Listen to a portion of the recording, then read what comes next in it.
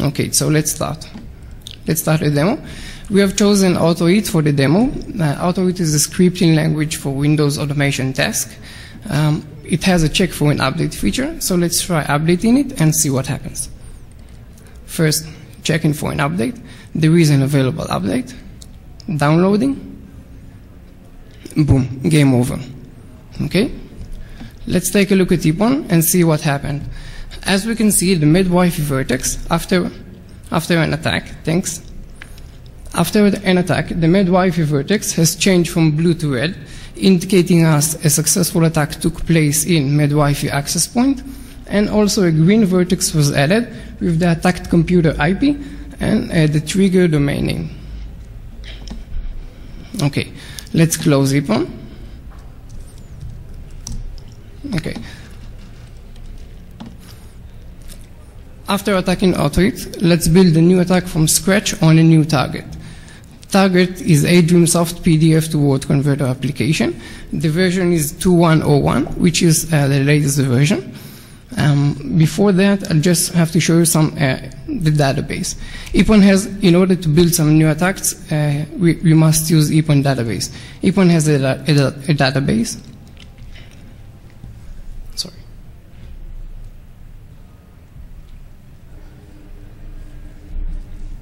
So Bitton has a database. It's actually an XML document that contains triggers and responses.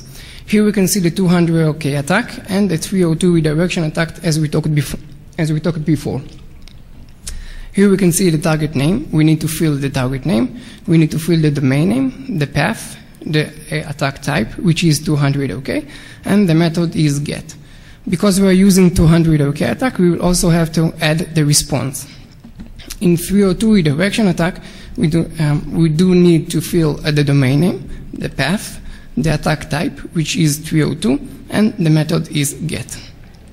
In 302 redirection attack, we do not need to supply a malicious binary location.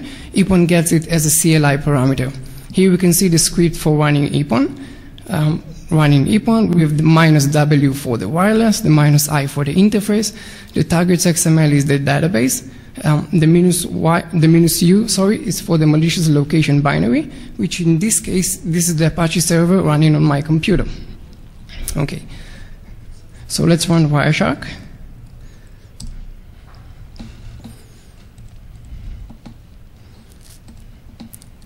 Okay.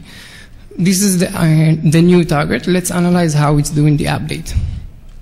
First, we need to run the application.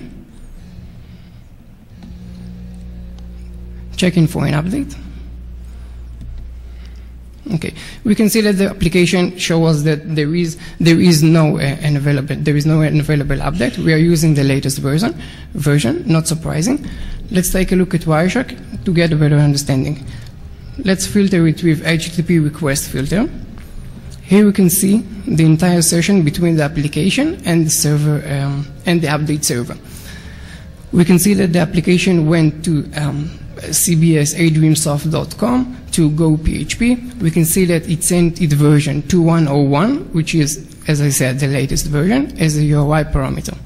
The server responded with 200 OK and contains an XML document. Okay, we can see here some tags, code tag, exe URL tag, and some more information. So let's build a new server response and try update it once again and see what happens.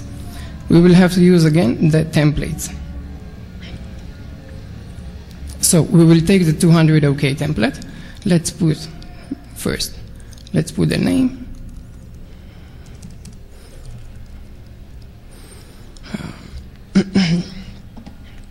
We will have to take the host.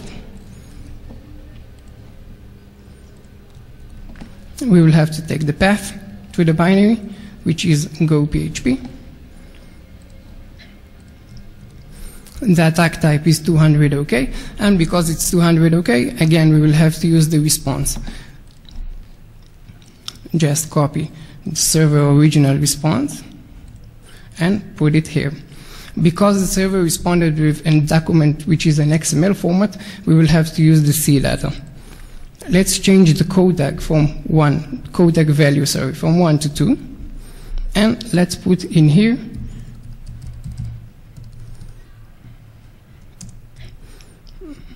let's say epon says hi.com. Okay, let's copy it to epon database.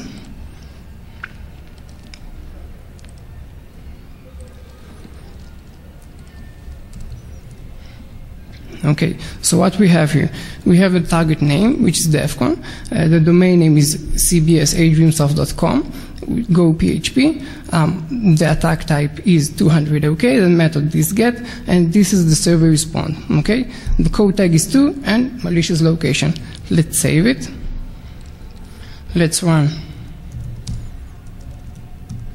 epon again. Okay. Let's close the application.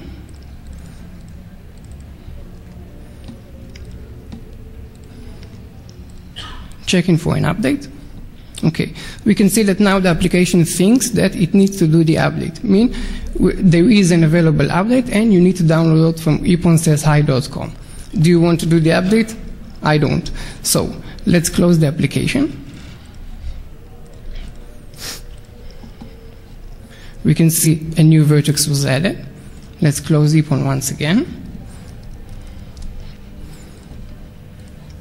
And instead of eponsayshi.com, let's change it to another location, which is the Apache server running on my computer.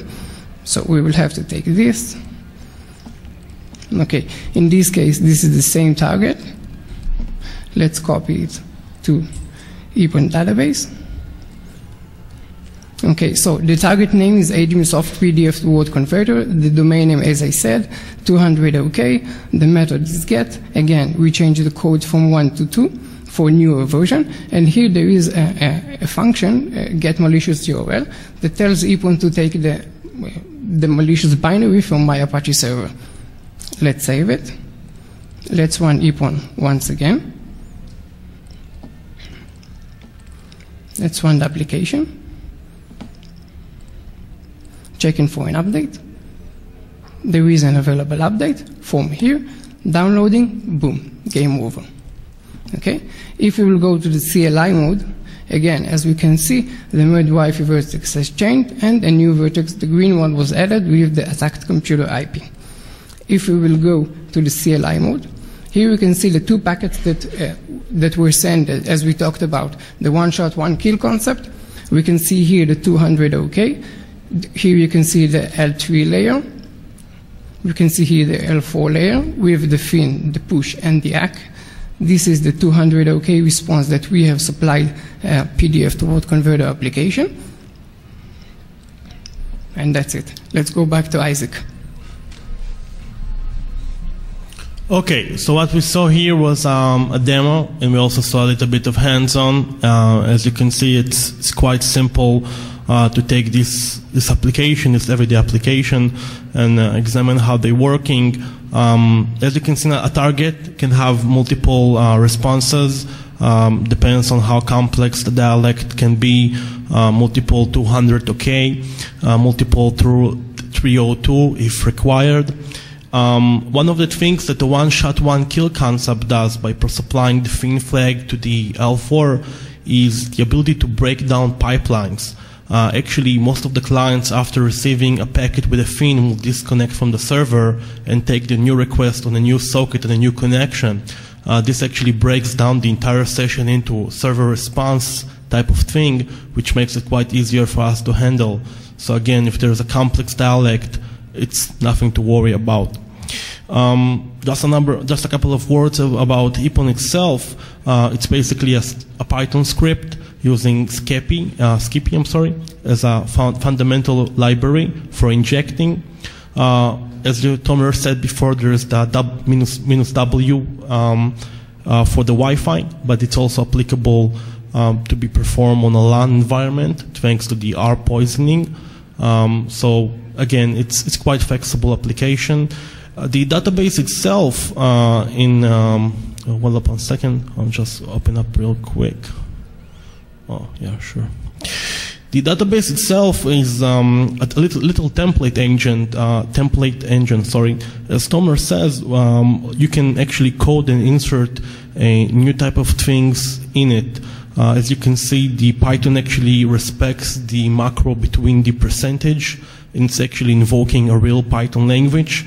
Now, it's not a very complex template language, but it's enough for you to pass parameters, and you can generate response on the fly from it.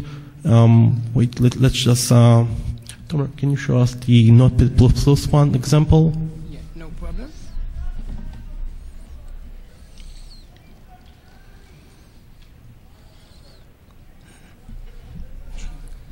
Yeah, so the C data is, of course, to escape the XML within the XML.